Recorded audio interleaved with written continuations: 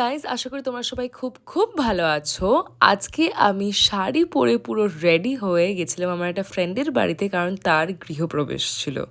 এটা আমার বলতে এতটা ভালো লাগছে যে আমার বন্ধু প্রীতি, সে নিজের হার্ড আর্নড মানি দিয়ে অনেক দিনের কষ্ট করে ও নিজের ক্ষমতায় একটা ফ্ল্যাট কিনেছে, আর সেটারই আজকের গৃহপ্রবেশ ছিল।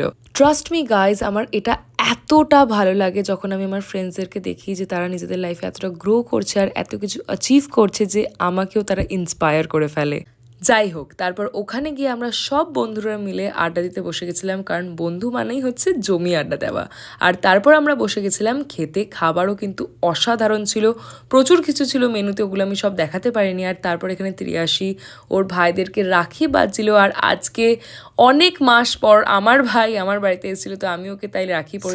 এই শর্ট এতটাই। সাবস্ক্রাইব করে দিও, আর দেখা হচ্ছে নেক্সট শর্টে খুব তাড়াতাড়ি। টাটা।